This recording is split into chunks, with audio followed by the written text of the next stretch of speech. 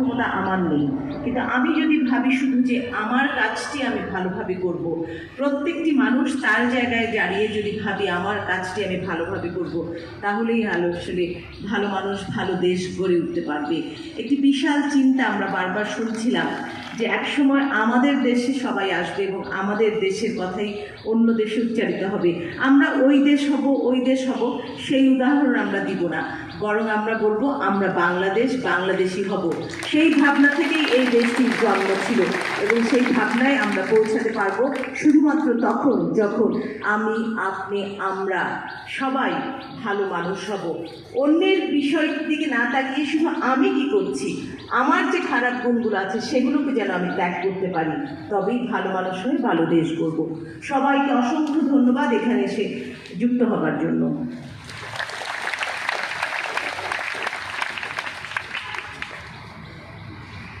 অনেক অনেক ধন্যবাদ এবং কৃতজ্ঞতা শাহনাজ শারমিন আপার প্রতি। এবার আমি সংক্ষেপে কিছু বলার জন্য বিনীত অনুরোধ করছি জাতীয় প্রেস ক্লাবের যুগ্ম সম্পাদক আশরাফ আলী ভাইয়ের প্রতি। আশরাফ আলী ভাই তিনিও কিন্তু আমাদের কোয়ান্টাম গ্রাজুয়েট।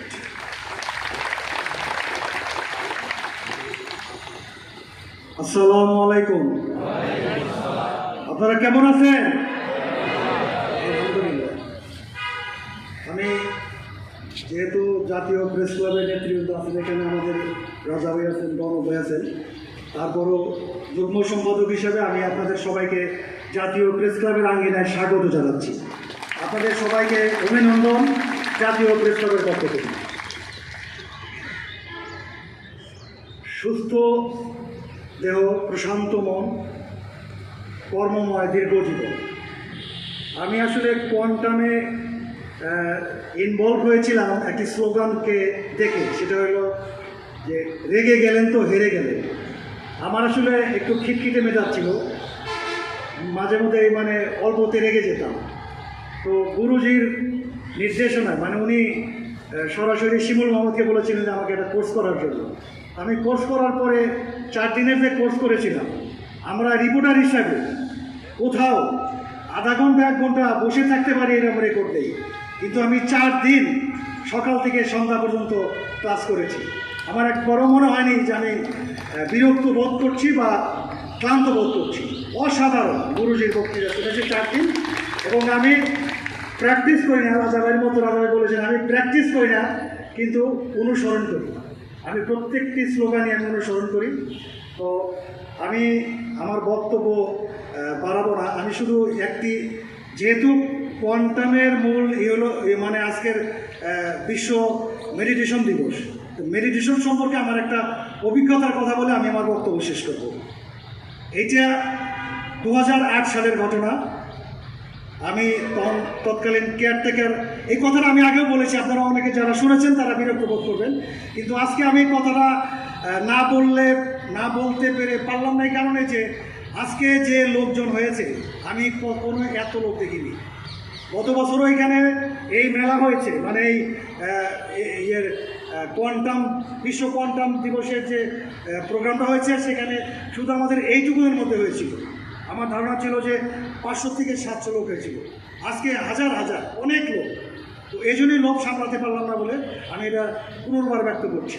আমার অভিজ্ঞতাটা হলো 2008 সালের ঘটনা, কেয়ারটেকার গভর্নমেন্ট। আমি সিএস কর্মী সাহেবের সাথে সিলেটে সফরে গিয়েছিলাম। ফেরার পথে নরসিংদীতে আমাকে যে গাড়ি বহন করছিল, সেই গাড়িটা একটা ভয়াবহ দুর্ঘটনায় নিপতিত হয়।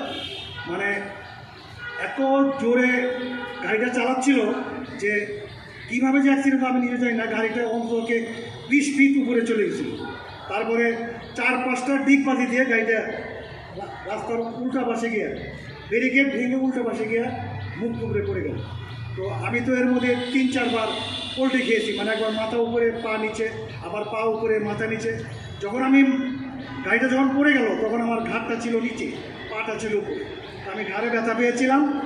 পরে খবর পেয়ে তখন তো কেয়ারটেকার গভর্নমেন্ট, সেনাবাহিনীর লোকজন দ্রুত এসে আমাদের উদ্ধার করে হাসপাতালে নিয়ে গেল। পরে ঢাকায় সেনাবাহিনীর